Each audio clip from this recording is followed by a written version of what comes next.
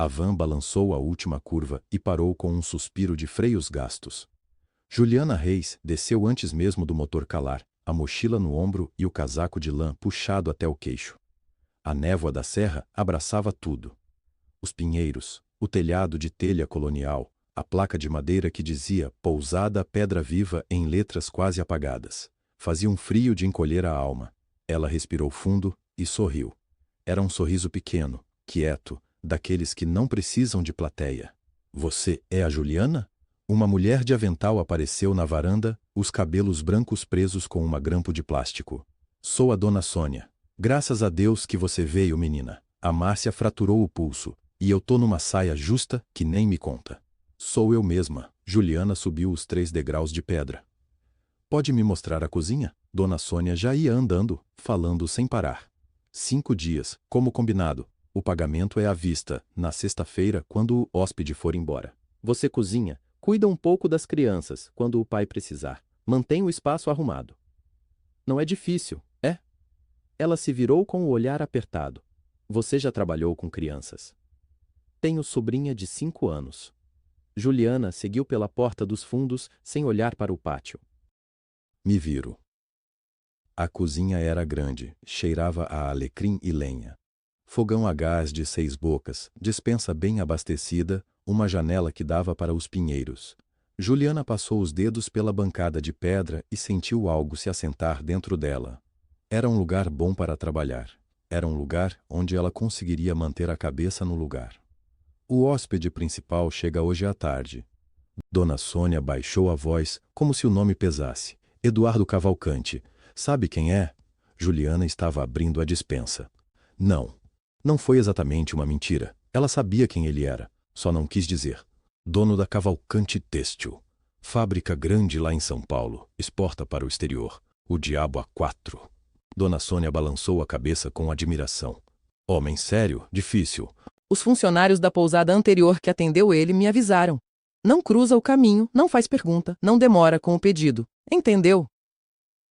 Entendi. Juliana tirou uma cebola da cesta e começou a descascar.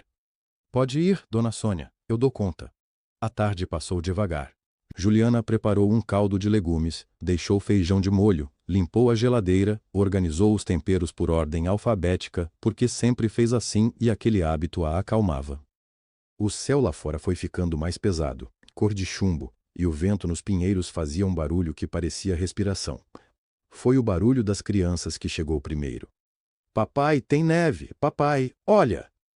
2 vozes juntas, agudas, explodindo no pátio como passarinhos soltos. Juliana estava na bancada com a faca na mão. Ela não precisou olhar pela janela para saber. O peito já sabia, mas ela olhou. O SUV preto tinha parado no centro do pátio de pedra. 2 crianças loiras, de uns 6 anos, giravam em círculos na garoa fina que começava a cair, os braços abertos como se quisessem abraçar toda a serra. Um menino e uma menina, a mesma risada, o mesmo casaco azul marinho. Gêmeos. E depois, saindo do carro devagar, um homem alto, casaco escuro, postura de quem está sempre no controle. Ele olhou para os filhos com uma expressão que era quase ternura, quase, mas algo travava no meio do caminho, como uma porta emperrada. Juliana virou as costas, colocou a faca na bancada com cuidado, lavou as mãos, enxugou. Tudo devagar, tudo em ordem, como se os movimentos precisassem ser guardados com atenção. Juliana! Dona Sônia apareceu na porta da cozinha. O hóspede chegou. Você pode levar um chá quente para a sala principal em uns 15 minutos? Pode deixar. A porta fechou. O pátio lá fora já estava cheio de vozes infantis e do vento. Juliana ficou parada um momento, os ombros levantados, os olhos fixos na janela de vidro embaçado. Depois pegou a chaleira e acendeu o fogo. Ela sabia exatamente quem era Eduardo Cavalcante. Sabia desde o momento em que Dona Sônia tinha ligado para contratar uma substituta às pressas e dito o nome da pousada, o nome do hóspede, as datas. Sabia e aceitou o trabalho mesmo assim. Sabia e não disse nada. Tinha uma razão para isso. Uma razão que ela carregava há 12 anos dentro do peito como um caroço de pedra. Não de raiva, não de mágoa, mas de uma decisão que ela tinha tomado numa margem de rio encharcado, num dia em que o mundo inteiro parecia afundar junto com ela. Mais tarde, quando a pousada foi ficando quieta, e o chá já tinha sido levado e os gêmeos já estavam na banheira com a babá que veio no segundo carro, Juliana passou pelo corredor escuro que ligava a cozinha aos quartos. Ela parou. Pela janela pequena no fim do corredor, entre as hastes cruzadas de pinheiro, ela podia ver Eduardo Cavalcanti parado na varanda. Ele tinha um copo nas mãos e olhava para a serra como quem procura alguma coisa que perdeu há muito tempo, mas já desistiu de achar. A expressão de Juliana não era de admiração, não era de rancor. Era a expressão de alguém que chegou a uma encruzilhada e já sabe para que lado vai virar, mas ainda está guardando fôlego antes do primeiro passo. Ela tinha escolhido o silêncio. Por enquanto. Eduardo Cavalcanti acordou às 5h43 da manhã. Não foi o pássaro, não foi o vento batendo na janela de madeira. Foi o silêncio, aquele silêncio pesado da serra que ele não estava acostumado. Na mansão do Morumbi, havia sempre algum ruído de fundo, o portão eletrônico, o gerador, os seguranças trocando de turno. Aqui havia apenas o silêncio, e o silêncio era barulhento demais. Ele ficou deitado, olhando para o teto por um tempo que não soube medir. Depois se levantou, se vestiu sem acender a luz, e foi até o quarto ao lado. Lorenzo dormia em forma de estrela, com um braço pendurado fora da cama. Lara estava encolhida, abraçando o travesseiro com as duas mãos como se alguém pudesse roubá-lo. Eduardo ficou parado na porta por quase 2 minutos. Ele não entrou. Às vezes queria entrar, às vezes quase entrava, mas então uma voz dentro dele perguntava: "E daí? O que você faz quando entra?" E a resposta não vinha, e ele ficava paralisado do lado de fora, como um homem diante de uma porta que sabe abrir, mas esqueceu o motivo de entrar. Fechou a porta com cuidado e foi para a varanda. A manhã começou devagar. Lorenzo foi o primeiro a aparecer, com o cabelo em pé e o rosto ainda amassado de travesseiro. "Pai, tem café? Deve ter na cozinha. Você não foi lá ver?" "Não." Lorenzo franziu a testa com aquela cara que as crianças fazem quando os adultos respondem de um jeito que não resolve nada. Depois, foi sozinho. Eduardo ouviu os passos miúdos no corredor de madeira e ficou onde estava. Lara demorou mais. Apareceu com um laço torto no cabelo que ela mesma havia tentado prender e uma meia diferente em cada pé. Uma branca, uma azul listrada. "Pai, o Lorenzo disse que hoje a gente vai caminhar na trilha." "Eu disse isso." "Ele disse que você disse." Eduardo respirou fundo. "Vamos caminhar?" "Sim." Lara sorriu com todos os dentes. Era o sorriso da mãe. Eduardo desviou o olhar para a serra. A trilha ficava a pois de a 300 metros da pousada, por um caminho de pedra que descia suave, até uma clareira com vista para o vale. Eduardo conhecia o caminho porque a gerente Renata havia explicado na véspera com um mapa impresso que ele nem pediu. Lorenzo correu na frente desde o início. Lara ficou do lado do pai, sem falar muito, observando tudo.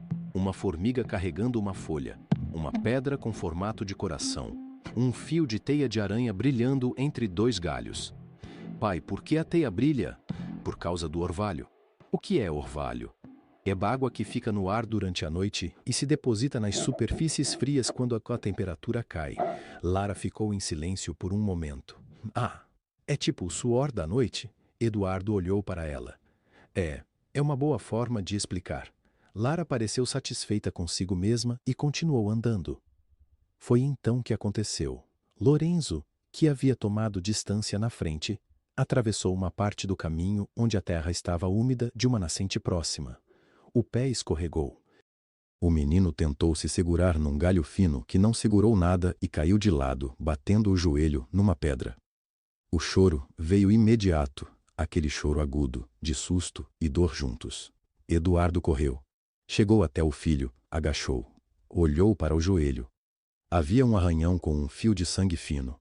Não era grave. Ele sabia que não era grave. Mas Lorenzo chorava, como se fosse o fim do mundo, e Eduardo ficou olhando para o joelho, sem saber o que fazer com as mãos. "Para de chorar, não é nada." Lorenzo chorou mais alto. "Lorenzo, para, não é nada grave." "Dói, pai. Eu sei que dói." Mas... Oi, oi, deixa eu ver. A voz veio de trás. Eduardo se virou. Juliana estava descendo o mesmo caminho com uma sacola de compras do mercadinho da vila. Ela devia ter ido cedo antes mesmo do café. Ela não pediu licença, não esperou permissão. Simplesmente abaixou a sacola, agachou na frente de Lorenzo e olhou para o joelho, com a mesma naturalidade de quem já viu aquilo 1000 vezes. Ai, que machucado bravo esse! Ela tirou o avental que estava dobrado por cima da sacola, molhou uma ponta com a água da própria garrafinha que carregava no bolso e limpou o arranhão com cuidado. Você caiu guerreiro, hein? De lado, assim. Isso não é qualquer um que aguenta sem chorar. Lorenzo fungou. Eu chorei. Chorou porque dói de verdade. Chorar é de corajoso. Ela soprou o joelho, soprou de novo. Pronto. Já mandei o vento da serra levar a dor embora. Você acredita no vento da serra? Lorenzo pensou sério por um segundo. Acredito. Então funcionou. O menino olhou para o joelho, olhou para Juliana e deu uma risada pequenininha de quem ainda estava no limite entre o choro e o riso, mas escolheu o riso. Lara, do lado, também riu. Eduardo não riu. Ficou parado, com as mãos nos bolsos, observando a cena. Havia alguma coisa no rosto dele que não era raiva, não era gratidão, também. Era uma mistura estranha. O alívio de quem vê o problema resolvido e o ressentimento de quem não foi ele a resolver. Juliana se levantou, pegou a sacola sem olhar para Eduardo uma vez sequer e voltou pelo caminho da pousada. À noite, depois de colocar as crianças na cama, Lorenzo dormiu antes de Eduardo terminar a segunda linha da história que estava tentando contar. E Lara pediu um copo d'água 3 vezes seguidas, até finalmente ceder ao sono. Eduardo desceu até a sala comum da pousada. Renata estava atrás do balcão, organizando as chaves nos ganchos numerados. Eduardo ficou parado no meio da sala por um momento. Depois perguntou com a voz baixa de quem não quer parecer que está perguntando. Quem é aquela mulher? A que trabalha na cozinha. Renata não parou o que estava fazendo, mas um canto da boca subiu, devagar, num sorriso que não chegou aos olhos. Ah, Juliana. Ela colocou a última chave no gancho e virou para ele com uma expressão que parecia prestativa, mas não era. Uma temporária. Você sabe como é. A gente pega quem aparece. Eduardo acenou com a cabeça, como se a resposta bastasse, mas Renata ficou sorrindo depois que ele subiu as escadas, e o sorriso dela não prometia nada de bom. O amanhecer na serra chegou com névoa. Juliana já estava na cozinha às 6:30. Não porque alguém mandou, porque era o que ela fazia. Acordava antes do mundo e começava. A chaleira no fogo. O pão de queijo no forno. A fruta cortada em pedaços pequenos, do jeito que criança gosta, sem casca, sem semente. Ela não precisava de receita. As mãos sabiam, foi Lorenzo quem apareceu primeiro. Desceu as escadas no modo que só criança pequena desce, um degrau de cada vez, segurando o corrimão com as 2 mãos, sério como se estivesse cruzando uma ponte bamba. Ele estava com o cabelo todo espetado, metade do pijama para fora da calça. Bom dia, disse ele, muito formal. Bom dia, senhor. Juliana respondeu com a mesma seriedade. Lorenzo franziu o senho, olhou para os lados, depois perguntou. Você é nova aqui? Sou. Cheguei ontem. Eu também, ele disse, satisfeito com a coincidência, e subiu no banco do balcão como se fossem velhos amigos. Lara demorou mais 10 minutos. Quando chegou, o cabelo era um evento, um ninho, uma obra abstrata que provavelmente tinha começado como rabo de cavalo e tomado decisões próprias durante a noite. Ela viu Juliana e parou. Você sabe fazer trança? Sem rodeio, sem bom dia, direto ao ponto. Juliana riu. Um riso curto, espontâneo, que saiu antes que ela pudesse segurar. Sei. Faz em mim. Deixa eu terminar o seu suco primeiro. Faz agora e termina depois. Lorenzo balançou a cabeça com a expressão de quem convive com aquilo há tempo.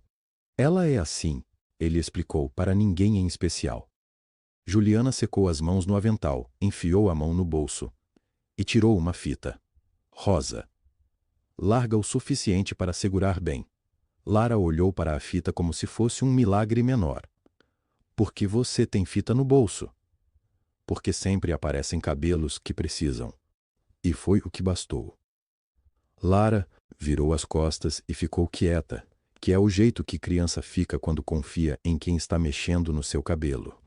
Juliana separou as mechas com os dedos. Rápido, seguro, sem puxar. 3 mechas. Cruzamento. Trança lateral, acompanhando a curva da cabeça. Firme, mas sem apertar. 3 minutos. Não mais? Pronto. Lara pulou do banco e correu até o reflexo da panela de aço inox.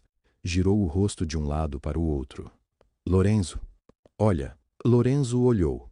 Depois, olhou para Juliana com uma expressão diferente. Você pode fazer em mim também? Em você? Sim. Juliana inclinou a cabeça. Avaliou o cabelo dele. Castanho, fino, curtinho nas laterais, com um pouco mais de comprimento em cima. Posso fazer um coque. O que é coque? Vem cá que você vai ver. Ela trabalhou rápido.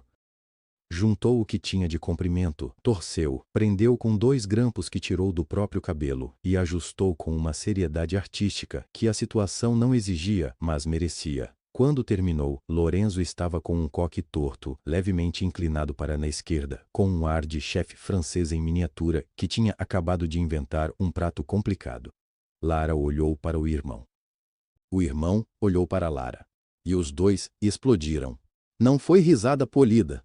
Foi aquele tipo de gargalhada que dobra a criança no meio, que faz a barriga doer, que não tem começo nem fim claro. Lorenzo ria de si mesmo sem nem saber direito por quê, só sabia que era engraçado, e isso bastava. Juliana ficou olhando para os dois com um sorriso que ela não conseguiu esconder, nem tentou.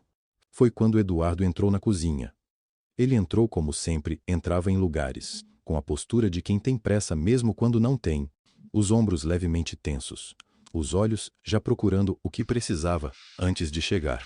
O que ele encontrou foi diferente do que esperava.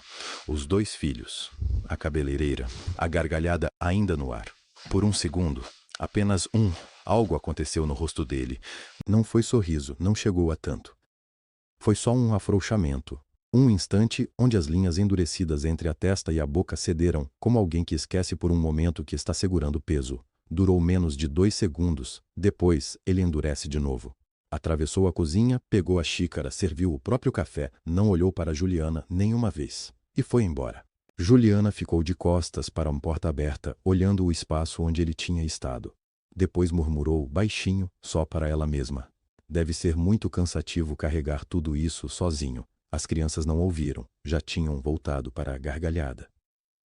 Mais tarde, quando os gêmeos foram brincar no jardim com a supervisão de Renata, Juliana subiu para o quartinho pequeno, que a pousada cedeu para ela. Uma cama, uma janela, um gancho na parede. Ela colocou a mochila em cima da cama, abriu o zíper devagar. No fundo, embaixo da muda de roupa reserva e do caderno velho, havia um envelope plástico. Transparente. Amassado nas bordas de tanto ser tocado. Juliana pegou o envelope. Não abriu. Só segurou entre os dedos por um longo momento, olhando para a forma dobrada lá dentro, o contorno de uma fotografia que ela conhecia de memória, que não precisava ver para lembrar. Depois guardou de volta, fechou o zíper e foi descer para lavar a louça do café da manhã. Renata Fonseca chegou à cozinha às 8 da manhã com uma xícara de café na mão e um sorriso que não chegava aos olhos. Juliana estava lavando as frigideiras do café da manhã. Tinha as costas para a porta. Bom dia, disse Renata. Bom dia. As crianças adoraram as panquecas. Fico feliz. Renata ficou parada no vão da porta por um momento, observou. Juliana lavava sem pressa, sem nervosismo, como se a cozinha fosse dela. Você tem jeito para isso, disse Renata. Para a criança, quero dizer. Não é de todo mundo. Juliana enxaguou a última frigideira. Criança é fácil. Você dá atenção. Eles respondem. Simples assim. Renata deu um gole no café. É. Só que às vezes fica íntimo demais. Sabe? A família pode não gostar. Juliana secou as mãos no pano de prato. Virou para Renata com calma. Que família gostar do quê? Não, nada. Renata sorriu de novo. Só comentando, cada um tem seu jeito de trabalhar. E saiu. Eduardo estava no deck, com o notebook aberto, quando Renata apareceu com uma bandeja. Chá, biscoitos, a conta de postura que ela sempre usava quando queria parecer profissional. Posso deixar aqui? Pode. Ela colocou a bandeja, Não saiu. Tudo certo com o quarto? Com a alimentação? Tudo. Eduardo não tirou os olhos da tela. Renata olhou para o jardim. Lorenzo e Lara corriam atrás de Juliana, que carregava uma bola de borracha velha que tinha achado no galpão. Ela é animada, disse Renata. A Juliana. Eduardo ergueu os olhos pela primeira vez. É que não é minha intenção criar problema. Renata dobrou as mãos na frente do corpo. Mas o senhor é pai. Às vezes a gente precisa saber quando uma pessoa de fora está próxima demais de crianças pequenas, não é? Eduardo fechou o notebook. O que você está dizendo? Nada de grave. Só que ontem, quando ela subiu com as toalhas para a suíte do senhor, ela demorou algum tempo. Pode ser normal. Provavelmente é. Renata deu de ombros. Mas eu preferi mencionar por responsabilidade. Eduardo ficou olhando para ela por 3 segundos inteiros. Obrigado pela informação, ele disse. Renata saiu com o sorriso de quem plantou uma semente e agora só precisa esperar a chuva. À tarde, enquanto os gêmeos dormiam, Renata encontrou Eduardo no corredor, perto da recepção. Ela tinha preparado essa parte com cuidado. Posso te mostrar os projetos de expansão da pousada? Ela perguntou. Tenho uma apresentação que acho que vai te interessar. Eduardo estava com o telefone na mão. Não é o momento certo, claro. Ela segurou a pasta contra o peito. Só que aqui na Serra, às vezes a gente recebe visitas inesperadas. Semana passada, um jornalista de uma revista de turismo ficou por aqui 2 dias. Ela parou. Esses lugares isolados têm charme, mas também têm olhos, sabe? Qualquer hóspede diferente chama atenção. Eduardo parou de olhar para o telefone. Que tipo de atenção? Ah, nada. A região é pequena. Todo mundo se conhece. Uma funcionária nova que chega de ônibus de São Paulo fica uma semana com a família de um empresário. Renata inclinou a cabeça. Só penso em voz alta. O senhor sabe melhor do que eu como essas coisas funcionam. Eduardo não respondeu. Virou e foi embora. Renata ficou parada no corredor vazio, satisfeita. O vestiário dos funcionários ficava nos fundos, perto do galpão de ferramentas. Era pequeno, úmido, com um banco de madeira e 4 armários sem cadeado. Renata entrou às 6 da tarde para pegar o casaco que tinha esquecido. O casaco estava no segundo armário. A mochila de Juliana estava no terceiro, aberta. Renata parou, olhou para os lados. Não havia ninguém. Ela não mexeu na mochila. Não era esse o plano. Ela só precisou pegar o casaco e ir embora. Mas antes de sair, seus olhos caíram no interior da mochila. No fundo, entre um caderno e uma blusa dobrada, havia um envelope plástico transparente. E dentro do envelope, a ponta de uma fotografia. Renata não puxou. Ficou olhando, por 2, 3 segundos. Depois fechou o zíper da mochila devagar, como se estivesse fazendo um favor. Pegou o casaco, saiu, e no corredor escuro, longe de qualquer testemunha, um sorriso pequeno e frio abriu no canto da sua boca. Ela ainda não sabia o que estava naquela foto, mas agora sabia que havia algo. E isso era o suficiente. A tempestade chegou sem avisar. Primeiro foi um vento que varreu a varanda. Depois as luzes piscaram 3 vezes e apagaram de vez. O gerador da pousada entrou com um ronco baixo, mas só iluminou os corredores. Os quartos ficaram no escuro completo. Juliana estava na cozinha quando ouviu um choro abafado, pequeno, vindo de cima. Ela pegou a lanterna que ficava no gancho ao lado da geladeira. Já tinha aprendido onde ficava cada coisa naquela casa. E subiu as escadas devagar, sem fazer barulho. O quarto dos gêmeos ficava no final do corredor.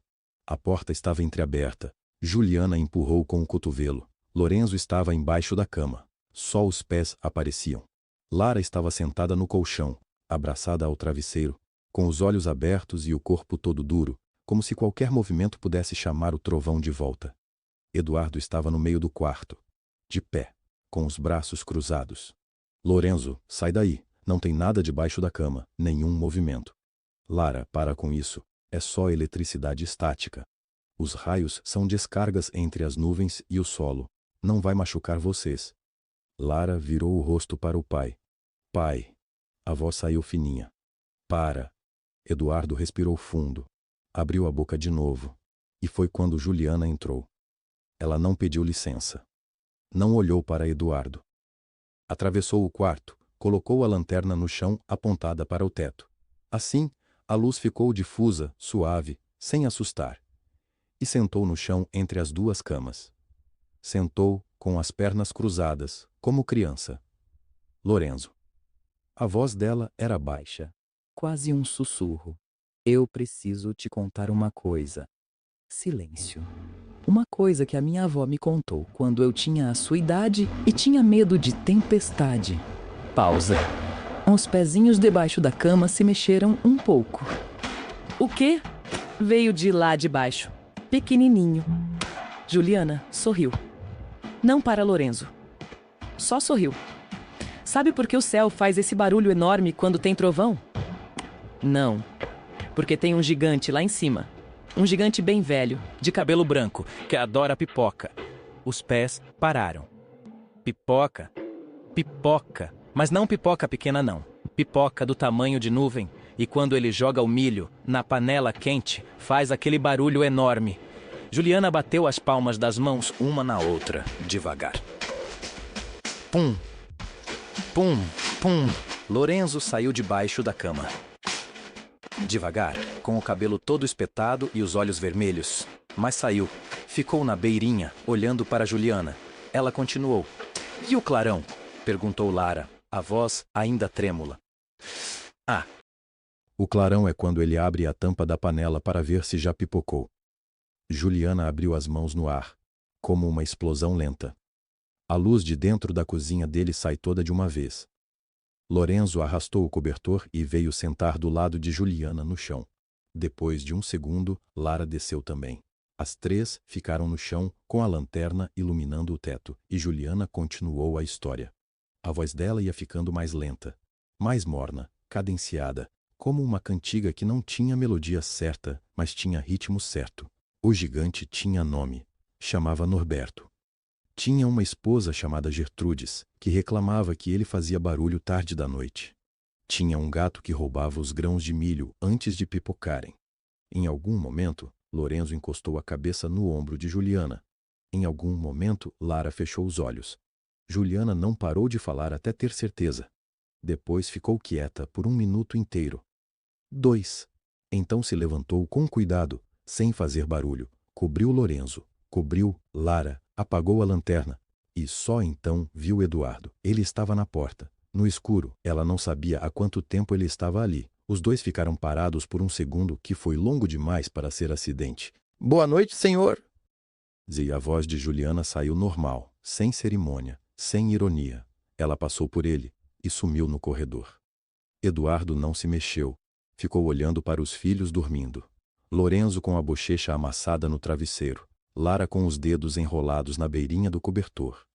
2 filhos que ele não conseguia alcançar com lógica. Que uma estranha havia alcançado com um gigante chamado Norberto. Ele foi até a janela. A chuva batia no vidro em ondas. Lá embaixo, a serra estava preta, sem uma luz. Eduardo ficou olhando. Por um longo tempo, ficou só olhando. E então, sem pensar, a mão foi ao bolso interno do paletó. Os dedos tocaram o tecido dobrado. Áspero. Gasto. Com uma cor que já tinha sido vermelha. Ele não tirou. Nunca tirava. Só deixou a mão ali e fechou os olhos enquanto a tempestade continuava lá fora.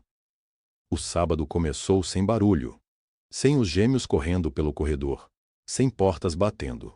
Sem Lara gritando o nome do irmão de um lado para o outro da pousada. Era cedo. O sol ainda estava baixo, escondido atrás das montanhas, e a luz que entrava era aquela coisa fraca de manhã de inverno na serra, branca, fria, quase sem sombra. Eduardo desceu as escadas devagar. Passou pela sala de estar sem acender nada, pegou uma xícara na cozinha, serviu o café do coador que alguém havia deixado pronto e foi para a varanda. Sentou. A serra estava ali, enorme e quieta, coberta ainda por uma névoa baixa que subia dos vales. Os eucaliptos, no limite da propriedade, mal apareciam. Os pássaros cantavam, mais longe, como se também não quisessem acordar ninguém. Eduardo ficou olhando isso por um tempo. Então colocou a xícara em cima do parapeito e colocou a mão no bolso interno do casaco. Tirou o cachecol. Dobrado. Sempre dobrado do mesmo jeito. 3 vezes no comprimento, 2 na largura. Um quadrado pequeno, que cabia exato naquele bolso, como se o bolso tivesse sido feito para ele. Ele abriu devagar. O tecido era fino, gasto pelo tempo, com uma ponta que havia começado a se desfiar há anos, e ele nunca mandou costurar porque não queria que ninguém tocasse. A cor, que já tinha sido um vermelho forte, aquele vermelho que aparece de longe, estava desbotada até virar uma coisa entre rosa velho e laranja cansado. 12 anos fazem isso com tudo, com tecido, com memória, com pessoa. Ele esfregou o polegar na superfície do tecido. Áspero. Ainda áspero do mesmo jeito que era naquela noite. Ele nunca chamava de acidente. Acidente era o que acontecia com descuido. Ele havia saído sozinho numa trilha que o guia havia dito para não fazer sozinho, havia ignorado o aviso de chuva, havia escorregado numa pedra molhada à beira do rio e caído de cabeça na correnteza.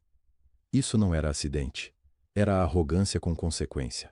A correnteza era forte, a água gelada. Ele lembrava de pouca coisa, o teto de árvores girando sobre ele, a sensação de que os braços não obedeciam, a água entrando pela boca cada vez que tentava gritar. E então, nada. E depois, os lábios de alguém sobre os dele. Não romântico, urgente, técnico. A boca que abre a sua e força o ar a entrar. Ele abriu os olhos e viu o rosto dela de baixo. Cabelo molhado, respingos d'água no rosto, os olhos fixos nos dele com uma concentração que parecia que ela não estava respirando para se concentrar melhor. Ele tossi, virou de lado. Ela bateu no seu ombro 2 vezes com a palma aberta. Respira, ela disse. Só respira. Ele respirou. Quando conseguiu ficar de costas de novo e olhar para ela, ela estava ajoelhada ao lado dele na margem, com uma expressão que não era alívio nem susto, era uma coisa mais quieta, como quem faz aquilo porque tem que fazer, não porque quer aparecer. Como você me achou? Ele perguntou. A voz saiu feia, rouca de água. Vi você cair de cima da trilha. Você entrou no rio? Ela não respondeu isso. Amarrou alguma coisa no pulso dele. Ele só percebeu depois que era o cachecol e disse, fique deitado, o resgate vai chegar. Espera, qual é o seu nome? Ela já estava se levantando. Não importa agora. Importa para mim. Mas ela já havia subido a barranco, e quando o grupo de resgate chegou, 12 minutos depois, ela não estava mais lá. Eduardo ficou com o cachecol. Contratou o detetive no mês seguinte. Pagou bem, pagou por 2 anos. O detetive rastreou todas as trilheiros que estavam na região naquele final de semana. Nenhum perfil batia. A mulher havia chegado sozinha, pago em dinheiro, numa pousadinha de beira de estrada, não havia deixado documento, não havia falado o nome para ninguém. Ela simplesmente não quis ser achada. E essa parte ele nunca havia entendido. Não havia entendido em 12 anos. Por quê? Por que salvar alguém e ir embora sem nem saber se ele ficou bem? Ele passou o cachecol pelos dedos de novo, da ponta inteira até a ponta desfiada. O sol começava a subir atrás das montanhas. A névoa ia baixando. A pousada continuava quieta. E então ele ouviu passos. Virou um pouco a cabeça. Pela porta lateral da varanda, Juliana saiu com uma bandeja. Pão, manteiga, uma segunda xícara de café. Provavelmente para deixar na mesinha de canto, aquela coisa que ela fazia sem que ninguém pedisse, sem fazer barulho. Ela ainda não havia visto ele. Quando viu, parou por meio segundo, olhou para ele, olhou para a bandeja e continuou andando. Mas aí os olhos dela desceram, por um segundo, só um, e pousaram no tecido, nas mãos dele, naquele vermelho velho e gasto. O pé dela tropeçou, não caiu, não deixou cair nada. O corpo se equilibrou rápido, com uma naturalidade de quem sabe cair sem aparecer. Ela não olhou para trás, depositou a bandeja na mesinha, endireitou a xícara e entrou de volta pela porta lateral sem dizer uma palavra. Eduardo ficou olhando a porta fechada, depois olhou para o cachecol, depois olhou para a porta de novo. E ficou com aquela sensação estranha, a de quem está prestes a lembrar de algo que o corpo nunca esqueceu. Renata esperou o momento certo. Como quem sabe que paciência é uma faca, quanto mais você espera, mais afia o gume. Era tarde de sábado, o sol ainda estava alto, mas a luz tinha ficado preguiçosa, dourada, do tipo que deixa tudo parecendo mais bonito do que é. Eduardo estava na varanda lendo algum documento no tablet, os gêmeos dormindo a sesta no quarto. A pousada estava quieta. Foi então que Renata bateu 3 vezes na porta de vidro. Doutor Eduardo, me desculpe incomodar. Ele levantou os olhos, não disse nada, só esperou. Ela entrou devagar, com o celular na mão, e aquela expressão que as pessoas usam quando fingem que estão constrangidas, mas na verdade estão com pressa de falar. Preciso te mostrar uma coisa. É delicado. Eduardo pousou o tablet. Fala. Renata deu um passo. A pousada tem câmeras de segurança nos corredores. O senhor não sabia porque a gente não costuma mencionar. Os hóspedes às vezes ficam desconfortáveis. Ela virou o celular na direção dele.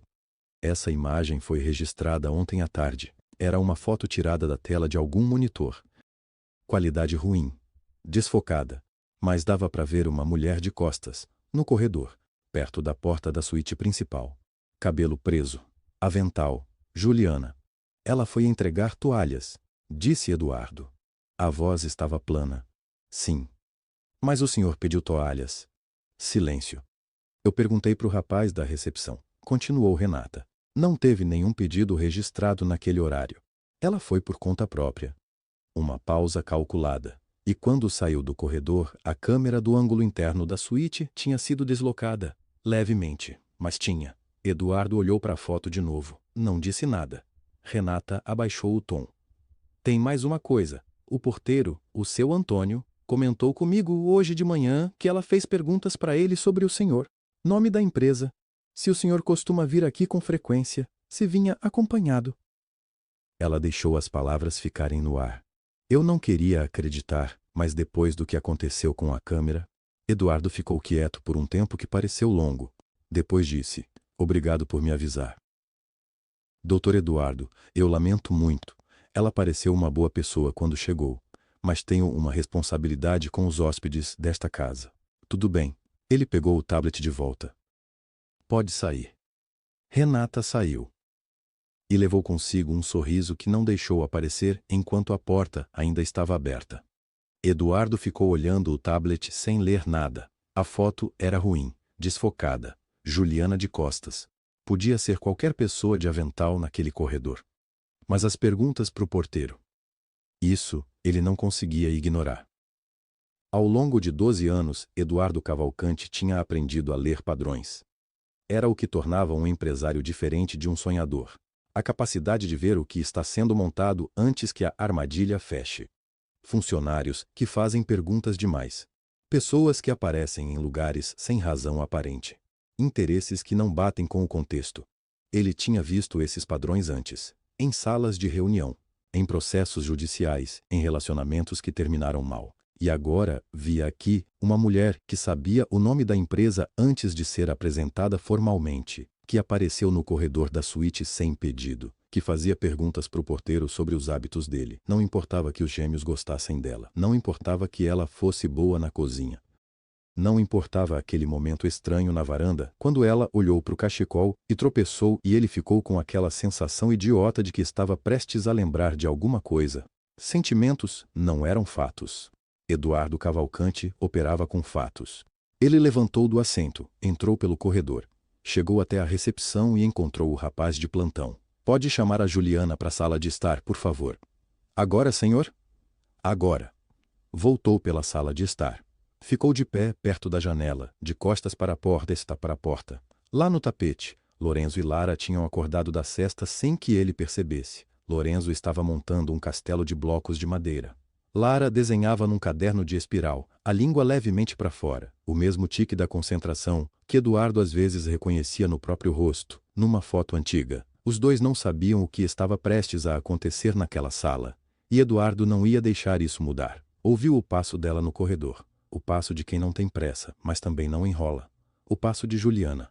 Ela entrou com as mãos ainda brancas de farinha, tinha um pouco no pulso esquerdo. Uma mancha pequena, descuidada. Do jeito de quem estava no meio de alguma coisa quando chamaram. Eduardo não virou. Ficou de costas por mais 2 segundos. 2 segundos que ela usou para ler a sala. Renata estava encostada na parede perto da estante, com os braços cruzados e uma expressão que tentava parecer neutra, mas que Juliana reconheceu imediatamente. Era a expressão de quem ganhou. Lorenzo parou de montar o castelo. Lara ergueu o lápis do caderno. Eduardo se virou. Feche a porta, por favor. Juliana fechou, sem barulho. Eu preciso ser direto com você. Ele falou com a voz de reunião. A voz que não sobe, não desce, não treme. A voz que ele usava quando demitia gerente em São Paulo e precisava que parecesse profissional. Você foi contratada para cozinhar e manter a casa em ordem. Essa era a função. Sim, senhor. Não para se envolver na rotina das crianças além do necessário. Não para criar vínculos que não são da sua competência. E definitivamente não para fazer perguntas sobre mim. Juliana não piscou. Perguntas, senhor. Não finja que não entende. A voz continuava controlada. Renata me informou que você esteve perguntando sobre minha família, sobre meu passado, que fez comentários inadequados com outros funcionários da pousada. Juliana respirou fundo. Olhou para Renata por um segundo. Renata desviou o olhar. Comportamento como esse. Ele pausou. Tem nome, Juliana. E esse nome não é compatível com o ambiente que eu escolhi para passar tempo com meus filhos. Lorenzo estava completamente parado agora, de joelhos no tapete, a mão ainda segurando um bloco de madeira vermelho, os olhos fixos no pai. Lara tinha abaixado o caderno no colo. Por isso, com efeito imediato, você está dispensada. Renata vai providenciar o pagamento proporcional até hoje. Silêncio. Juliana ficou olhando para ele por um momento. Não com raiva, não com mágoa, com uma espécie de calma que era mais difícil de suportar do que qualquer coisa que ela pudesse gritar. Tudo bem, senhor. 3 palavras, simples. Sem nenhuma inflexão que ele pudesse segurar. Renata se mexeu. Saiu da sala sem pressa, com os saltos batendo no corredor de madeira. Voltou menos de 1 minuto depois com a mochila preta de Juliana. Não estendeu, não entregou. Colocou no chão. O baque foi pequeno, mas ecoou. E foi esse baque que quebrou alguma coisa em Lara. A menina largou o caderno, levantou do tapete e correu. Abraçou Juliana pela cintura com tudo que tinha.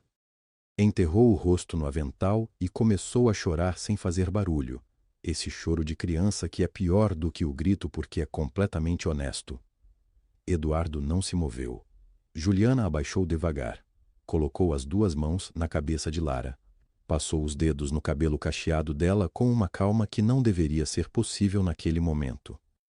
Ei! A voz dela era baixa. Só para a menina. Para. Olha para mim. Lara ergueu o rosto. Os olhos encharcados, o lábio tremendo. Juliana sussurrou alguma coisa. Tão baixo que não chegou a Eduardo. Não chegou a Renata. Não chegou a Lorenzo. Só chegou a Lara. A menina fechou os olhos por um segundo. Respirou. Assentiu com a cabeça uma vez, como se tivesse acabado de receber uma instrução que fazia sentido. Juliana se levantou. Pegou a mochila do chão, ajeitou a alça no ombro e foi para a porta sem olhar mais para Eduardo. Sem olhar para Renata. Olhou para Lorenzo uma vez. O menino estava exatamente no mesmo lugar. De joelhos, o bloco vermelho ainda na mão. Os olhos no pai. Não em Juliana. No pai. Com uma expressão que Eduardo ia carregar por muito tempo. A porta se fechou. Os saltos de Renata foram em direção à cozinha. Lara voltou para o tapete, sentou com os joelhos apertados contra o peito e ficou olhando para o chão. Lorenzo finalmente baixou o bloco de madeira.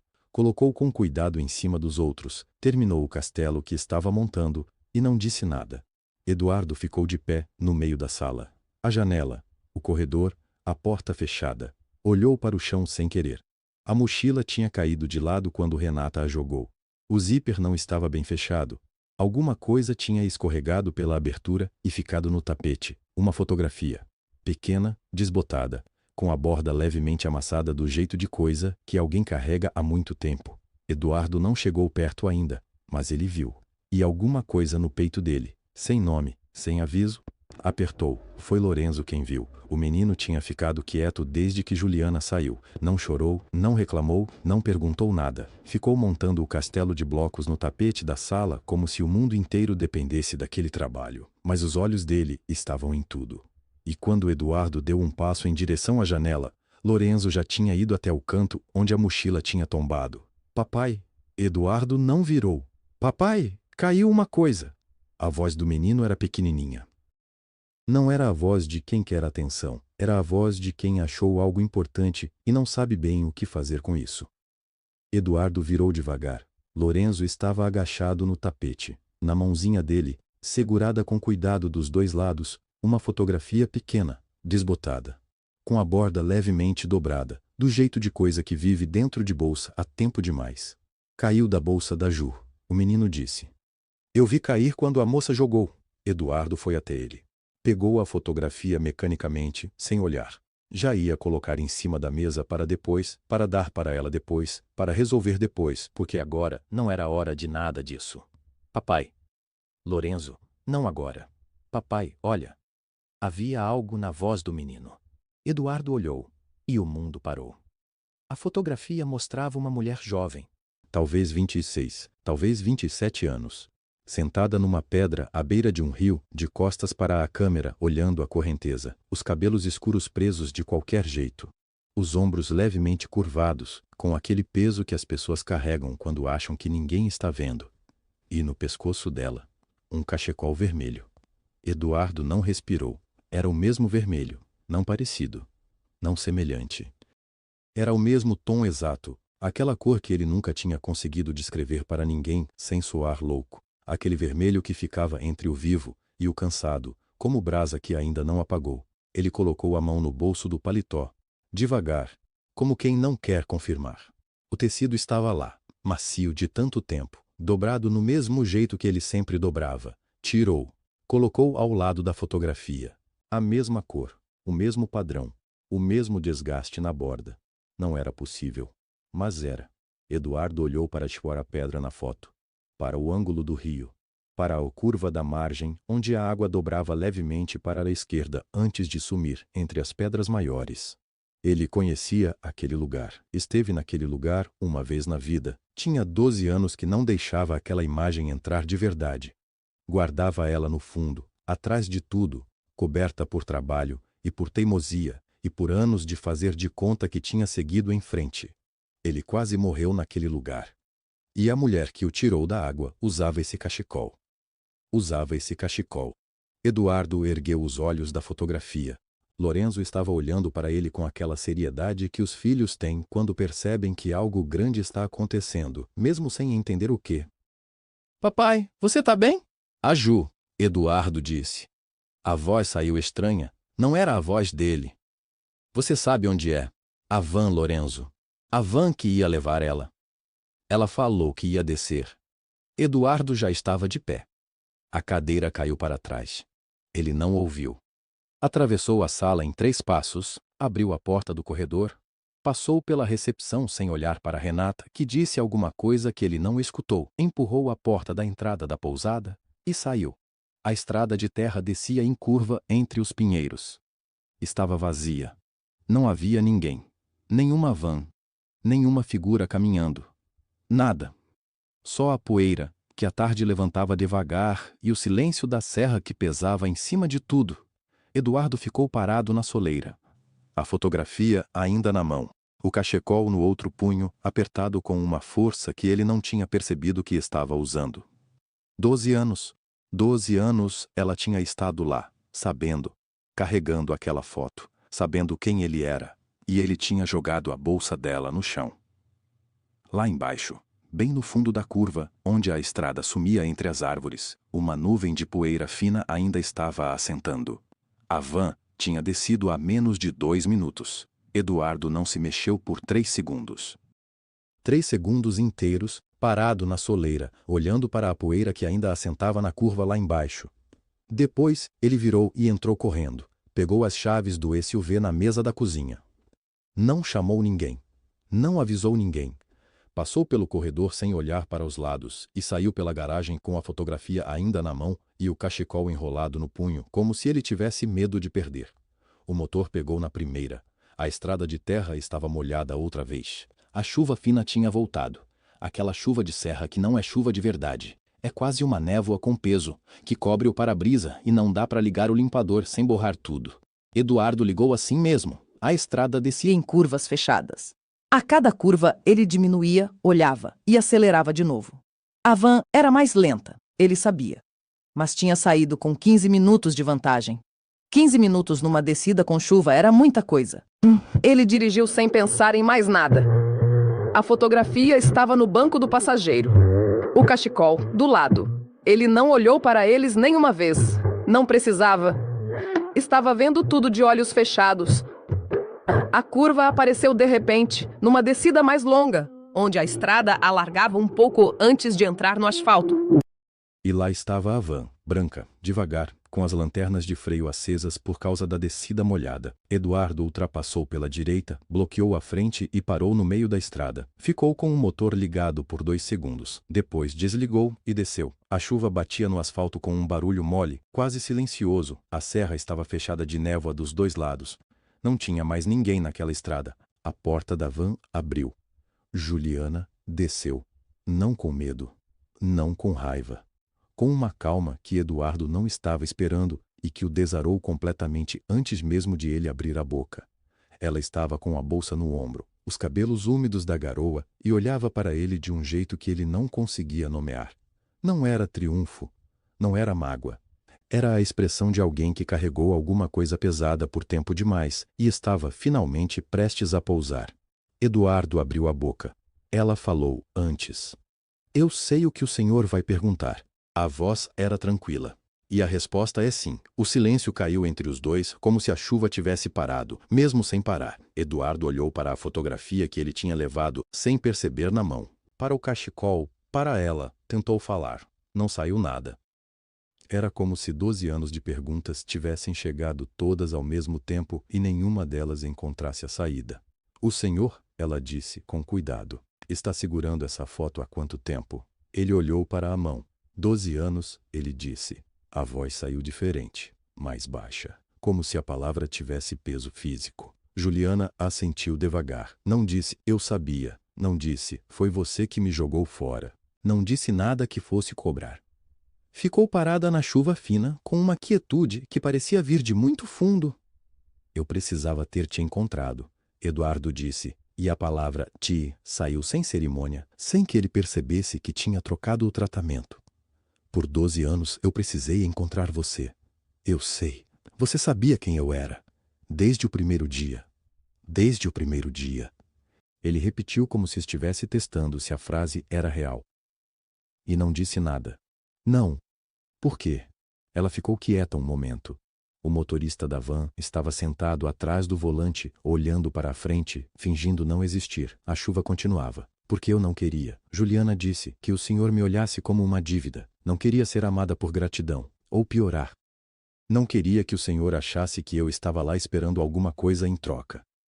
Eduardo ficou olhando para ela. Você passou a semana inteira? Sim. Cuidando dos meus filhos. Cozinhando. E... Sim.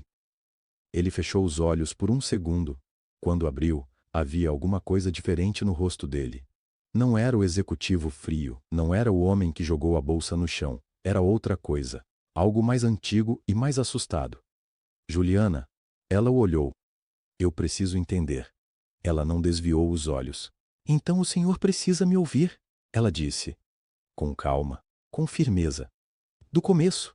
E no meio da estrada molhada, com a serra fechada de névoa, e a chuva batendo devagar no capô do SUV, Eduardo Cavalcante ficou parado, esperando, pela primeira vez em 12 anos, sem saber o que viria a seguir. Ela respirou fundo. Começou assim. Eu tinha 26 anos. Eduardo não se mexeu. Eu morava em Porto Alegre. Estava num relacionamento há 4 anos, e nos últimos 2 desses anos ele... Ela parou. Escolheu as palavras com cuidado. Ele me machucava. O silêncio dentro do carro ficou mais pesado. Não de um jeito que deixa a marca visível. No começo, primeiro era a voz, depois era a mão, depois era a mão. Depois eram as duas coisas ao mesmo tempo. Eduardo não disse nada. Uma noite ele quebrou 2 dos meus dedos porque eu queimei o arroz. Ela olhou para as mãos. O médico disse que foi acidente. Eu disse que foi acidente. Ele ficou do meu lado, a noite toda no hospital. Ela soltou o ar devagar. Saí de casa com uma mochila e R$ 23. Uma amiga me mandou passagem de ônibus pelo celular. Fui para a Serra Gaúcha. Fiquei dormindo no sofá da casa dela por 3 semanas. E o Rio? A voz de Eduardo saiu baixa. Era uma tarde de quarta-feira. Minha amiga tinha ido trabalhar. Eu não tinha o que fazer. Não tinha emprego. Não tinha dinheiro. Não tinha nada. Juliana olhou para a janela, para a chuva fina na serra. Eu fui caminhar. Precisava colocar a cabeça no lugar. Cheguei perto do rio quase sem perceber. Ela fez uma pausa. Não estava pensando em me machucar. Quero que fique claro. Só estava perdida. Como uma pessoa que para no meio da rua e não sabe mais para onde virar. Eu entendo, ele disse. E aí eu ouvi. Eduardo ficou imóvel. Um barulho forte, como um galho quebrando, mas dentro da água. Eu olhei e vi alguém sendo levado pela correnteza.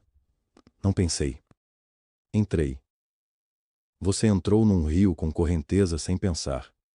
Eu não parei para pensar, é diferente. Ela virou para ele. Tinha feito um curso de primeiros socorros pelo SESI 2 anos antes, nunca usei. Meu corpo lembrou antes de mim.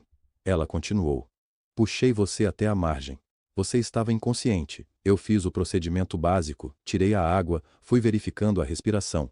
Ficou um tempo que pareceu longo, mas não sei quanto. E quando você abriu os olhos... O que eu disse? Ele perguntou com a voz rouca. O senhor perguntou onde estava. Depois perguntou meu nome. Ela parou. E você foi embora? Ele completou. Eu fui embora. Por quê? Juliana olhou para as mãos de novo. Porque eu estava com medo. Ela disse com simplicidade. Meu ex tinha contatos. Eu não sabia até onde iam esses contatos. Se chamasse polícia, se virasse notícia, se aparecesse meu nome em algum lugar. Ela sacudiu a cabeça. Eu sei que parece exagero agora, mas naquele momento eu era uma mulher que havia fugido de um homem violento com R$ 23 e passagem de ônibus comprada por uma amiga. O medo não era racional. Era tudo o que eu tinha. Eduardo fechou os olhos por um momento. Naquele mesmo dia, eu peguei um ônibus para São Paulo. Ela continuou.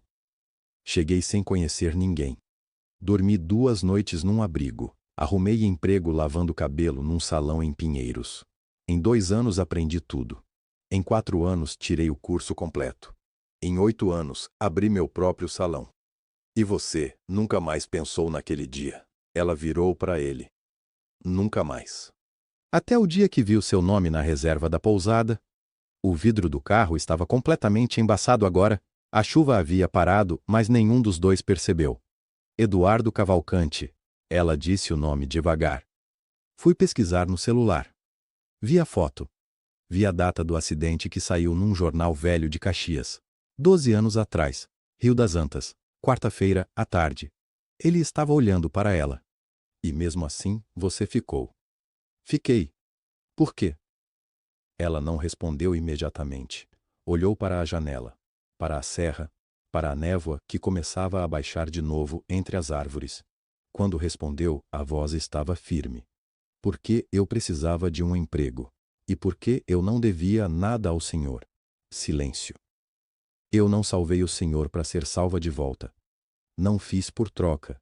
Não queria que o Senhor soubesse. Eduardo abriu a boca. Fechou.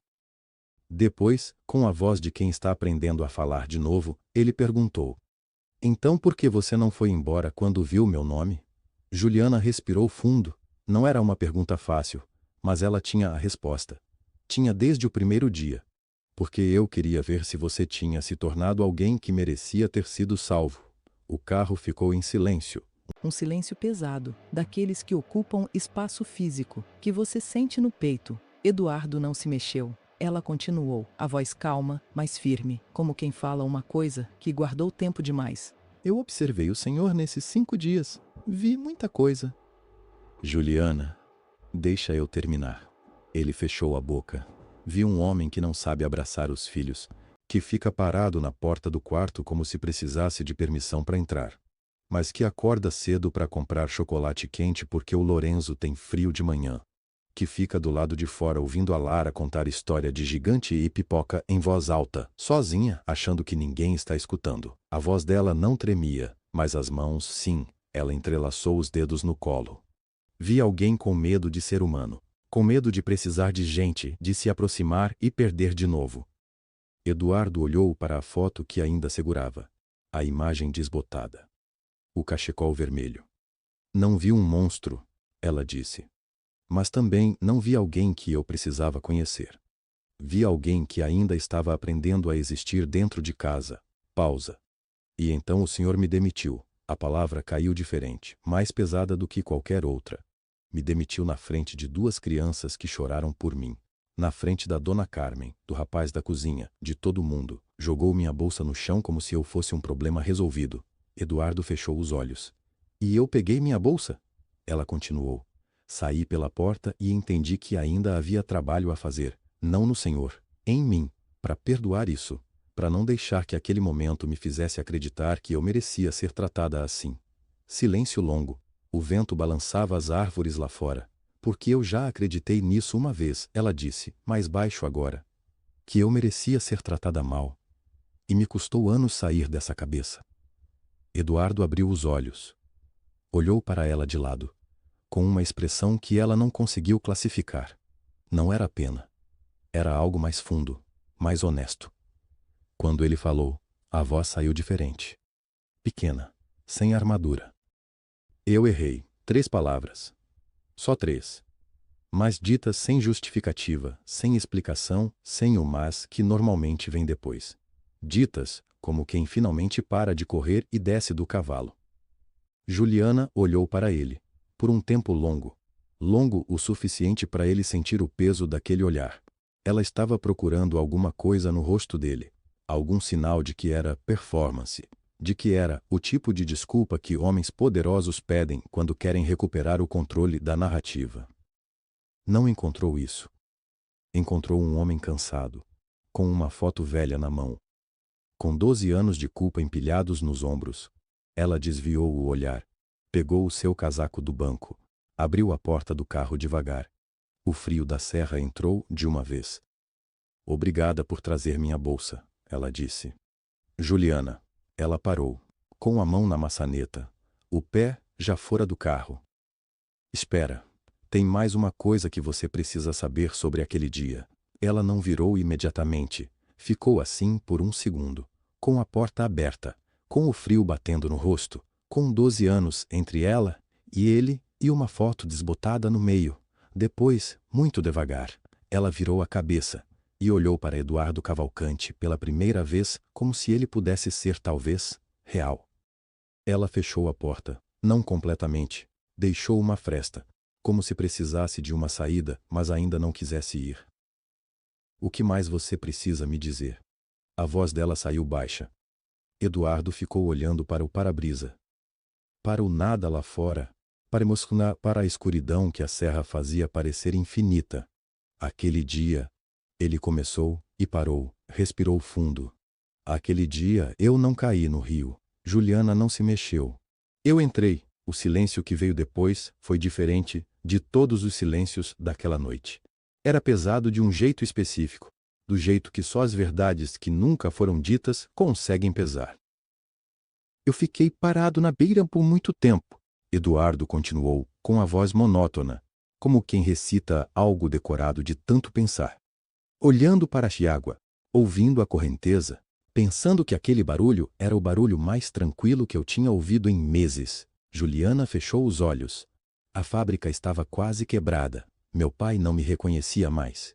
Minha mulher tinha me dito, 3 dias antes, que amava outro homem e que só ficava por causa da imagem. Eu tinha 32 anos e não conseguia lembrar de uma única razão para acordar no dia seguinte. Ele parou. Passou a mão no rosto. E então entrei na água. Não foi um tropeço. Não foi descuido, foi uma escolha. A única decisão que eu tinha tomado naqueles meses que parecia completamente minha. Juliana estava com os olhos ainda fechados. Uma lágrima desceu devagar pelo rosto dela. Ela não tentou enxugar. Eu não conto isso para ninguém, Eduardo disse. Não contei para meus sócios. Não contei para a cinesioterapeuta que frequentei por 2 anos depois disso. Não contei para as minha ex-mulher, para ninguém. Por que você está me contando agora? A pergunta saiu com a voz partida. Ela abriu os olhos. Ficou olhando para a janela do lado dela, para o reflexo distorcido dos dois ali dentro. Porque você precisa entender o que você fez, ele disse. Não foi um homem que caiu num rio que você salvou. Foi um homem que tinha decidido não voltar. O choro de Juliana era silencioso, sem soluço, sem drama. Era o tipo de choro que acontece quando as palavras chegam num lugar que a gente esqueceu que existia. E você nunca perguntou por que eu fui embora, ela disse devagar. Eu tentei te achar, eu sei, mas você não perguntou por que eu sumia antes de você acordar na margem. Eduardo ficou quieto. Eu também estava no fundo do poço naquele dia, Juliana disse. Eu tinha saído de casa com uma mochila e um machucado que você não vê em foto. Tinha ido embora de um lugar que me fazia mal por anos. Não tinha dinheiro, não tinha para onde ir. Eu estava andando naquela trilha porque não sabia o que mais fazer com o meu corpo. Ela respirou. E aí eu te vi. E você me salvou mesmo assim. Eu não pensei. Entrei na água antes de pensar. Ela sacudiu a cabeça levemente. Mas quando você estava na margem, desacordado, ainda respirando, eu fiquei olhando para você e pensei, esse aqui também não queria estar aqui. Eu não sabia como eu sabia. Mas sabia. Eduardo fechou os olhos dessa vez. Então, eu tirei o cachecol do pescoço e cobri você com ele. Ela continuou. Não porque ia me ajudar em nada, mas porque eu precisava deixar alguma coisa. Algum sinal de que alguém tinha passado por ali e achado que você valia a pena. Juliana. E depois eu fui embora, porque eu era ninguém. Eu era uma mulher sem documento na bolsa, sem endereço fixo, com hematoma no braço. Eu não podia ficar esperando alguém chegar e começar a perguntar quem eu era. Eduardo ficou olhando para ela por um longo tempo. O cachecol, ele disse baixinho. Eu guardo ele até hoje. Eu sei. Não como lembrança romântica. Eu guardo porque é o único objeto que eu tenho que prova que alguém, uma vez, achou que a minha vida valia alguma coisa. Quando eu estava no pior da fábrica, quando os meninos nasceram e eu me sentia incapaz de ser pai, quando eu ficava deitado às 3 da manhã, achando que todo mundo seria melhor sem mim, eu pegava aquele cachecol. Ela virou o rosto para ele de vez. Os olhos de Eduardo estavam vermelhos. Não era o tipo de homem que chorava facilmente. Qualquer pessoa que o conhecesse diria isso. Mas ali dentro daquele carro, na escuridão da serra, com 12 anos de segredo saindo pelo meio do peito, o rosto dele estava completamente aberto. Ele me segurou aqui, Eduardo disse, colocando a mão no externo. Por 12 anos, esse pedaço de tecido me segurou aqui. Juliana ficou olhando para ele. Com a tesoura não na mão, com o salão não na cabeça, com Lorenzo e Lara não no meio. Só ela e ele e o peso exato de tudo que cada um tinha carregado sem saber que o outro carregava também. Depois de um longo silêncio, ela perguntou. Com a voz partida, com as lágrimas ainda escorrendo. E agora? Ele não respondeu imediatamente. Ela completou. Você ainda acha que vale a pena? Vale. Ele respondeu. Mais do que qualquer coisa que eu já construí. Juliana não disse nada ainda, mas abaixou a tesoura. E foi esse gesto que Eduardo levou consigo quando saiu do salão. Não uma promessa, não um abraço, só a tesoura abaixada. Era mais do que ele merecia naquele momento, e ele sabia disso. Ele ligou do carro, a voz ainda trêmula, mas decidida. Juliana, eu sei que você não me deve nada, mas os meninos estão na pousada esperando. E eu não consigo mais fingir que nada aconteceu. Ela ficou em silêncio por um tempo. E você vai me dizer que foi engano, ela disse. Que você não sabia. Eu não sabia dos detalhes, mas eu te tratei mal antes disso, e isso foi escolha minha. Outro silêncio. Eu sei, ela disse por fim. Você vem. Ela respirou fundo. Uma respiração que durou mais do que o normal. Como se estivesse pesando tudo de uma vez. Vou, ela respondeu. Mas não por você. Vou pelos meninos. Tudo bem, ele disse. Eu aceito isso. Eles chegaram juntos na pousada. Juliana desceu do carro primeiro. Endireitou a blusa. Olhou para a entrada como quem olha para uma batalha que preferia não ter que travar. Eduardo ficou um passo atrás, sem tentar parecer que eram uma coisa só, deixando ela entrar por conta própria. Na recepção, Renata estava organizando uma pasta de papéis. Levantou os olhos quando ouviu a porta. E o sorriso que existia no rosto dela Aquele sorriso de quem acredita que ganhou desapareceu, não devagar, de uma vez. Ela olhou para Juliana, depois para Eduardo, depois para Juliana de novo. Senhor Cavalcante, ela disse, com a voz um pouco mais aguda do que devia. Eu não sabia que o senhor ia voltar hoje. Não ia, Eduardo disse. Mas algumas coisas precisam ser resolvidas. Naquele momento, uma mulher de cabelos brancos saiu do corredor lateral. Ombros retos, olhar calmo. A dona da pousada, Dona Sônia, que tinha chegado naquela mesma tarde depois de dias fora. Eduardo, ela cumprimentou com naturalidade de quem o conhece há tempo. Depois virou os olhos para Juliana. E você é a moça que trabalhou aqui essa semana? Fui contratada para trabalhar, Juliana disse. Depois fui dispensada. Dona Sônia ergueu uma sobrancelha. Eu ouvi algo sobre isso, ela disse. Virou para Renata. Vamos para a sala. A sala era pequena. Uma mesa de madeira escura, 4 cadeiras, uma janela que dava para o jardim. Nenhum lugar para esconder nada. Renata ficou em pé perto da porta, como se quisesse manter a saída por perto. Renata, Eduardo começou, com a voz de empresário, aquela que ele usava quando sabia exatamente o que estava fazendo. Eu preciso que você me explique as provas que apresentou ontem. Eu já expliquei, senhor Cavalcante. A funcionária estava mexendo nas pertences dos hóspedes. Quais pertences? Em qual quarto? Em qual horário? Ela hesitou. Só um segundo, mas Eduardo notou. As toalhas estavam... Ela estava no corredor do segundo andar, perto das malas. Perto das malas. Eduardo repetiu, sem inflexão. Você tem imagens disso? As câmeras nem sempre... Eu tenho. Dona Sônia interrompeu. Silêncio. A dona da pousada abriu o notebook que estava sobre a mesa. Girou a tela para que todos vissem. Tenho o registro completo da câmera do segundo andar. Ontem entre as 14 e as 16 horas. O vídeo era claro. Granulado, como toda câmera de corredor, mas claro o suficiente. Juliana aparecia no corredor. Estava com um monte de toalhas dobradas no braço. Parou na frente de um dos quartos. Bateu. Entrou, saiu menos de 2 minutos depois, com as mãos vazias. Mais nada. Nenhuma mala aberta, nenhuma gaveta, nenhuma carteira. Dona Sônia fechou o notebook. Renata, ela disse com a voz sem raiva, só cansada. Eu confiei no seu julgamento por 2 anos. E eu me pergunto agora quantas vezes o seu julgamento esteve errado antes disso. Dona Sônia, eu juro que... Não precisa jurar. Ela interrompeu. Pode pegar suas coisas hoje. Renata ficou olhando. A boca abriu um pouco. Fechou. Não havia mais versão para manter. Ela saiu da sala sem dizer mais nada. Sem bater a porta. Com o tipo de silêncio que dói mais do que qualquer grito. Juliana ficou parada, respirando.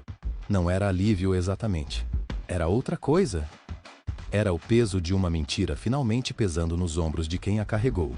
Eduardo não disse nada. Só ficou olhando para ela. E então, do corredor, vieram 2 pares de passos pequenos e rápidos. Lorenzo e Lara pararam na entrada da sala. Os olhos deles foram direto para Juliana e os 2 sorrisos começaram ao mesmo tempo. Mas os passos pararam. Eles não correram. Ficaram parados, olhando para o pai, esperando. Eduardo olhou para os filhos. Eles estavam parados ali no batente da porta. 2 pares de olhos castanhos, esperando uma permissão que nunca precisaram pedir antes. E algo aconteceu no rosto dele. Não foi um sorriso imediato. Foi uma coisa mais sutil, como uma parede que range antes de ceder. Ele fez um gesto com a cabeça. Só isso. Um gesto pequeno, quase imperceptível. Pode ir. Os 2 saíram em disparada. Lorenzo chegou primeiro pelo lado esquerdo. Lara pegou o direito, e Juliana recebeu os 2 ao mesmo tempo, os braços deles apertando a cintura dela com aquela força que só criança de 6 anos tem, a força que não sabe medir, que não calcula, que só sente. Juliana fechou os olhos por um segundo. Eduardo ficou olhando. E então aconteceu uma coisa estranha. Uma coisa que ele não esperava. Uma coisa que subiu do peito sem pedir licença. Um riso, baixo, curto, surpreso. Ele colocou a mão na boca, como se quisesse guardar, mas o riso já tinha saído. Era real. Era o tipo de riso que não ensaia. que não performa. Era o tipo de riso que aparece quando alguém é pego de surpresa pela própria humanidade. Juliana abriu os olhos e olhou para ele. Ele ainda tinha a mão na boca. Ela não disse nada, mas o olhar dela registrou. Naquela tarde, os quatro ficaram na varanda. O sol ia descendo devagar atrás da serra. O vento estava frio, mas não cortava. Lorenzo tinha pegado uma coberta e enrolado em volta dos ombros como se fosse uma capa. Eu sou um cavaleiro, ele anunciou. Cavaleiro de coberta. Lara corrigiu, sem tirar os olhos de Juliana. Juliana estava sentada no degrau. E Lara tinha se ajoelhado atrás dela pedindo uma trança. Deixa o papai fazer, Juliana disse. Lara virou para o pai com uma expressão que misturava esperança com desconfiança. Papai não sabe. Eu aprendo, Eduardo disse. Ele disse isso de um jeito simples, sem defensiva, sem orgulho. Juliana se levantou e foi sentar do lado de Lara. Eduardo ajoelhou atrás da filha, os dedos grandes segurando o cabelo fino com uma delicadeza torpe, de quem nunca fez isso mas está tentando de verdade. Ele errou a divisão, errou a tensão. A trança saiu torta do primeiro lado. Assim não, Juliana disse baixinho. Ela estendeu a mão e guiou os dedos dele, dedos sobre dedos. Divide primeiro, depois pega as 3 partes. Vai passando uma por cima da outra. A mão dele era muito maior que a dela. Nenhum dos dois comentou isso. Papai, Lorenzo disse do canto da varanda, com aquela seriedade de criança que para tudo quando observa. O que, filho? Você está aprendendo? Eduardo não respondeu imediatamente. Continuou com os dedos no cabelo de Lara, tentando seguir o ritmo que Juliana mostrava. Depois disse, tô sim, filho. Lorenzo considerou isso por um momento. É bom aprender, ele concluiu, e voltou para a coberta capa. Lara olhou para cima, tentando ver a própria trança. Ficou torta? Ela perguntou. Ficou com personalidade, Juliana disse. Eduardo soltou um som. Não era bem uma risada. Era alguma coisa no meio do caminho. Torta, Lara insistiu. Um pouquinho. Ele admitiu. A Juliana faz melhor. A Juliana treinou anos, Eduardo disse. Eu tô no primeiro dia. Lara pensou nisso. Aceitou com a seriedade de quem entende que há uma lógica no mundo. Então você vai treinar mais. Ela decidiu. Vou tentar, ele disse, e olhou para Juliana enquanto dizia. Ela não desviou o olhar, mas também não entregou nada fácil. Antes de dormir, Juliana foi até a mochila. O envelope estava ali. Papel craft, o tipo simples que se acha em qualquer recepção. Eduardo tinha colocado a fotografia dentro com um cuidado que ela não esperava. Sem amassar, sem dobrar, ela abriu. A foto estava lá, o rio, a margem, o cachecol vermelho. Ela mesma, 12 anos mais nova. Mas havia algo mais dentro do envelope. Um bilhete, letra de homem, um pouco inclinada, econômica. Ela leu.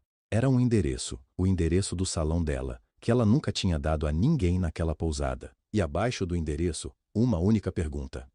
Ela ficou olhando para o papel por um longo tempo. O vento bateu na janela. Lá fora, a serra estava escura e quieta. 3 semanas. Juliana tinha contado cada um dos dias. Não porque estivesse esperando, mas porque o tempo depois da pousada tinha um sabor diferente, mais pesado. Como quando a gente sabe que algo mudou, mas ainda não sabe bem o que. Ela tinha relido o bilhete 2 vezes. 3. Depois, tinha guardado dentro da gaveta, debaixo da caixa de tinturas, e não tinha mais aberto. A pergunta escrita na letra inclinada de Eduardo ficou ali, quieta, mas ela não esqueceu nenhuma das palavras. Na segunda-feira de manhã, o salão estava cheio do jeito que ela gostava. Dona Marlene, na primeira cadeira, falando de neto. A Priscila na segunda, lendo revista e zapeando. O cheiro de condicionador de coco misturado com café passado. A janela aberta para o beco, com o barulho de moto e criança e rádio de vizinho. Juliana estava no meio de um corte, tesoura em movimento quando a campainha da porta tocou. Ela não olhou de imediato. Estava no lado que exigia atenção. Mas o salão inteiro ficou quieto. Esse silêncio ela conhecia. Era o silêncio de quando algo destoa. Ela levantou os olhos no espelho. Eduardo Cavalcante estava na porta. Sem paletó. Jeans escuro, camisa branca de algodão simples, manga dobrada até o cotovelo. Lorenzo e Lara, de mãos dadas, um de cada lado, olhando em volta com os olhos grandes de quem acha tudo interessante. Dona Marlene parou de falar. A Priscila baixou a revista. Eduardo olhou em volta. Encontrou Juliana no espelho e não desviou. Mas também não foi até ela. Foi até o balcão, pegou uma senha. Número 42. Sentou na cadeira de espera encostada na parede, com Lorenzo do lado esquerdo e Lara do lado direito, e esperou. Lara olhou para Juliana e deu um sorrisinho. Lorenzo ficou sério, como o pai, mas balançou a cabeça uma vez. Juliana ficou parada por 2 segundos, só 2. Depois voltou a tesoura para o cabelo da cliente, como se nada tivesse acontecido. Dona Marlene, então o neto faz anos quando? A voz saiu firme. Ela mesma ficou surpresa. A conversa voltou, aos poucos. As clientes ainda trocavam olhares, mas o salão respirou de novo. Juliana terminou o corte, penteou, borrifou, tirou a capa com cuidado. Ficou lindo, Dona Marlene. Ficou sim, minha filha. Você tem as mãos de santa. Ela cobriu o espelho com a capa limpa, respirou fundo, virou para a sala. Próximo, Eduardo se levantou, as crianças ficaram nas cadeiras, Lorenzo segurou a mão de Lara. Os dois olharam para o pai com uma seriedade pequena, de criança que entende mais do que devia. Eduardo caminhou até a cadeira e sentou. Juliana ficou parada um momento atrás dele. Pegou a capa. Abriu com um estalo de tecido. Colocou nos ombros dele. Ajustou o velcro no pescoço. As mãos não tremeram. Ela levantou os olhos. No espelho, o rosto de Eduardo olhava para ela. Não era o rosto da pousada. Não tinha a armadura. Não tinha a frieza. Era só um rosto cansado. De homem que dormiu pouco e ensaiou muito, e veio assim mesmo. Ele abriu a boca. A voz saiu baixa. Baixa o suficiente para que só ela ouvisse no barulho morno do salão. Eu vim pedir uma segunda chance. Ela não respondeu. Ficou segurando a tesoura. E vim aqui, no seu lugar. Ele pausou, como se a frase custasse. Porque dessa vez eu quero que seja você quem decide. O espelho segurou os dois. Juliana olhou para ele por um tempo que não tinha tamanho certo. Depois olhou para a tesoura na própria mão. Depois olhou para Lara e Lorenzo na cadeira de espera, abraçados, esperando. E ela ainda não disse nada. Juliana respirou fundo. A tesoura estava na mão dela. O salão estava parado. As clientes tinham esquecido as revistas. A dona Conceição tinha esquecido o secador ligado. Até a porta de vidro pareceu parar de balançar com o vento. Ela olhou para Eduardo no espelho. Ele estava ali, sentado, sem gravata, sem aquele jeito de dono de tudo. Parecia só um homem. Um homem que tinha arrumado coragem e ainda não sabia se tinha arrumado o suficiente. Juliana levantou a tesoura devagar e começou a cortar. Não disse nada ainda. Só cortou. Com a precisão de 15 anos de ofício, com o capricho de quem sabe que tocar na cabeça de alguém é um ato de confiança. Fio por fio. Devagar. Eduardo não se mexeu. Depois de um tempo, ela falou. Baixo. Com calma. Segunda chance não é apagar o que aconteceu, é escolher o que vem depois. Ele não respondeu. Ficou quieto, ouvindo. Eu não quero ser salva por você. Ela pausou. Eu já me salvei sozinha, num rio, sozinha, sem ninguém me estender a mão. Então não é isso que eu preciso. Eu sei. A voz dele saiu rouca. Eu sei que você não precisa de mim para nada. Não preciso. Eu sei. Silêncio. A tesoura continuou. Um mechas aqui. Um acerto ali. O que eu quero? Ela disse, e a voz ficou um pouco mais difícil. Se eu quiser alguma coisa, é alguém que saiba ficar na beira do rio sem cair. Que não precise ser carregado. Que não me arraste junto. Eduardo fechou os olhos. Eu caí muito. Ele disse isso sem desculpa, só como verdade. Mas aprendi a nadar. Juliana olhou para ele no espelho por um segundo longo. Depois olhou para Lara e Lorenzo na banqueta perto da porta. Lorenzo com as mãos no joelho, reto, sério, fingindo que não estava prestes a chorar. Lara com os dedos entrelaçados, a boca fechada com força, os olhos brilhando. 2 meninos de 6 anos segurando o fôlego. Juliana terminou o corte. Pegou o pente, ajeitou as últimas mechas. Tirou a capa devagar dos ombros dele e sacudiu no ar. Eduardo abriu os olhos. Olhou para si mesmo no espelho por um momento. Depois olhou para ela. Ela já estava guardando a tesoura. Ele colocou a mão no bolso, tirou o dinheiro e deixou em cima da bancada. O valor exato da lousa na parede. Nem mais, nem menos. Então perguntou com a voz baixa, quase sem ar: "E aí, o que você decidiu?" Juliana guardou a tesoura na gaveta. Virou para o espelho. Ficou de costas para ele por 2 segundos. Então virou. Olhou para Lorenzo e Lara. Os dois estavam se segurando tanto que Lorenzo tinha mordido o lábio de baixo e Lara tinha apertado os dedos até ficarem brancos. Ela respirou. "Eu decidi que gigantes que fazem pipoca no céu merecem uma segunda chance." Lorenzo e Lara explodiram. Gritinhos, saltos da banqueta. Os dois correram ao mesmo tempo. Um pendurou no braço dela, outro abraçou a cintura e o salão inteiro levou um susto. E depois entendeu que não era nada de ruim. Eduardo riu. Aquele riso baixo, real, surpreso, que ele mesmo não sabia que ainda existia dentro dele. Aquele riso que a Serra da Mantiqueira tinha escutado primeiro, numa noite de pipoca e cobertores. Ele riu e não parou. A dona Conceição bateu palma. Depois a moça do lavar bateu palma. Depois as clientes bateram palma, sem saber direito por quê, mas sabendo que alguma coisa muito importante tinha acabado de começar ali, naquele salão pequeno, com cheiro de condicionador e tinta de cabelo. Na última imagem que o espelho guardou naquela tarde, havia uma fotografia desbotada pregada no canto, e ao lado dela, um cachecol vermelho dobrado com cuidado. Não como relíquia, como lembrança de que às vezes a pessoa que salva a sua vida é a mesma que você precisa aprender a não perder 2 vezes.